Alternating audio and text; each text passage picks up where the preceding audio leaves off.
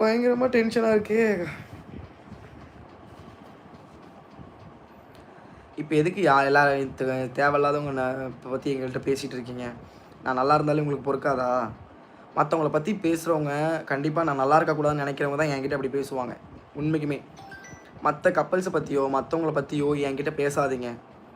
அப்படி பேசுகிறீங்கன்னாக்கா நீங்கள் கமெண்ட் பண்ணுற உங்களுக்கு தான் நான் நல்லா இருக்கிறது பிடிக்கலன்னு தெளிவாக தெரியுது. ஸோ அதனால் அந்த விட்டுருங்க. நான் ரொம்ப என்ன சொல்கிறது, கோவமாகவே சொல்கிறேன்னு கூட எடுத்துக்கோங்க. தயவு செஞ்சு யாரை பற்றியும் என்கிட்ட பேசாதீங்க. எனக்கு அதில் உடன்பாடு இல்லை. யாரை என்னை பற்றி பேசினாலும் எனக்கு கவலையும் கிடையாது.